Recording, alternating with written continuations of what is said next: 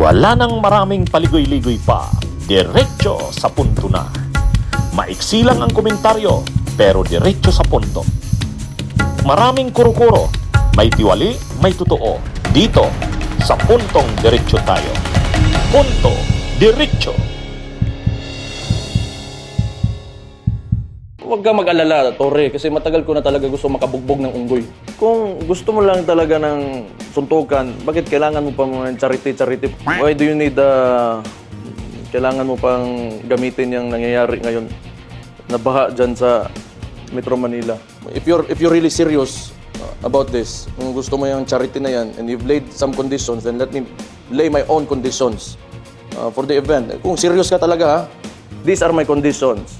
Pakiusapan mo yung amo mo na presidente and let it come out of his mouth that all elected officials should undergo a hair follicle drug test. Papalagan ko yung charity mo na yan. Wala problema. Kung if it will answer the issues nitong bansa natin, I can do that. Yan, mga kabunyog, mga kababayan. Welcome sa isa na namang episode ng ating Punto Diretso. Ha? Ito, pag-usapan natin tong pag-usapan natin tong latest sa boxing match ni Torre at ni Baste Duterte. Kanina sabi natin tamimi si Baste. Walang sagot. Ngayon sumagot na. So yan. Yan ang latest diyan. Sumagot na si Baste. Kaya lang ang sagot niya kung ano-anong palusot at kondisyon. Sa huli, pag tiningnan nyo yung kanyang mga sinabi at yung kanyang mga kondisyon, ayaw niya. So wala rin. So siya ang unang nanghamon. Siya ang unang nanghamon. Sabi niya, ito raw si Torre, wala naman daw to, mayabang lang naman daw to dahil nasa posisyon. Hinahamon niya raw ito ng suntukan. Sa tingin niya naman daw, kaya niya ito . O ngayon, hindi niya inaasahan siguro na papatulan ni Torre ang kanyang hamon. Ay pinatulan nga. Sabi ni Torre, okay ako. Pero gawin natin boxing. Boxing. Gawin natin para mayroon namang silbi ang natin, suntukan. Gawin natin fight for a cause. Labanan na mayroon namang kabuluhan. Sabi ni Torre, grabe ngayon ang pananalanta ng bagyo, ng baha. So yung natin, mag-generate tayo ng tayo ng mga sponsors. Maka-generate tayo ng pondo, yung makukuhang pondo ay ibigay natin sa mga nabiktima ng baha. Ngayon, kanina nakita natin may kumakalat sa social media, nagpa-practice na si Torre. Nagpa-practice na. Tapos kumakalat din sa social media yung nag-e-exercise, nagpa-practice si Baste. Pero yun yatang nag-gym si Baste, luma na yata yun saka rin siya, nagbuboxing din. Luma na yata yun, pinapakita lang doon na pinapakita na parang yung dalawa pareho nang naghahanda. At maraming nagkaka-interest na. Si Lacson nagsabi na, kung matutuloy daw ang laban, bibili siya ng ticket. Yung kanyang pension, idudonate niya daw. Yung kanyang isang buwang pension niya, idudonate niya. Tapos mayroon ng CEO ng isang casino. Yung ballroom ay handang ipagamit. Mayroon nang nag-o-offer. Pero sabi ni Torre, mayroon siyang mas nakitang venue. Hindi yata pumayag yung Araneta Coliseum dahil hindi available.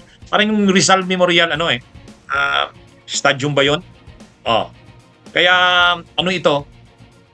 ito mga kabunyog, medyo maraming nagkaka-interest dito sa ito. Sumagot na si Torre. Ay sumagot na si Baste. Kaya lang ang sagot ni Baste ito. Kung gusto mo lang talaga ng suntukan, bakit kailangan mo pa ng charity? Ayun na nga ang pagkakaiba. Si Baste gusto niya suntukan. Si Torre naman suntukan, pero mayroon namang papupuntahan yung suntukan nila. Yun, doon nagkakaiba.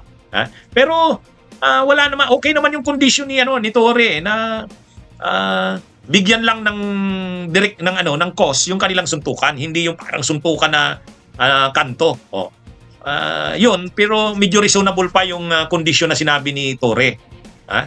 Pero itong kay Baste, sabi niya, matagal ko na talagang gustong makabugbog ng unggoy. Yan, nambastos na naman. Nambastos na. Matagal niya na daw talagang gustong makabugbog ng unggoy. Sabi pa dito sa News 5, buwelta ng anak ni dating Pangulong Rodrigo Duterte, maglalapag din siya ng sarili niyang kondisyon sa gaganaping boxing match kontra sa PNP chief. Magpa-drug test daw ang lahat ng elected official sa ilalim ng administrasyon ni President Bongbong Marcos. Ayan na. Dinala na naman dito sa issue ng drug test ni PBBM at saka ng mga officials ng gobyerno. Wala na. Pagka ganito na yung condition mo, ayaw mong matuloy yung boxing match. Dinadala na naman sa ganung issue mahirap to. Sabi kasi ni Baste, papalagan ko yung charity mo na yan. Walang problema. If it will answer the issues nitong bansa natin, I can do that. Wala. Ano na ito?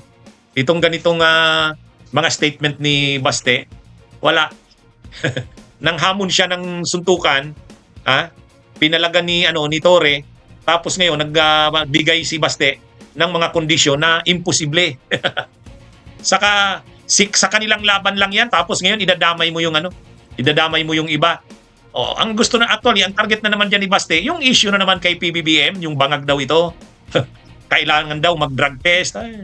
Yan yung mga Kaya sa ganyang sagot ni Baste, parang wala na. Hindi matutuloy ang laban na yan. Yan? Nagbibigay ng kondisyon na imposibleng kondisyon kasi hindi na sa kanilang dalawa lang yun.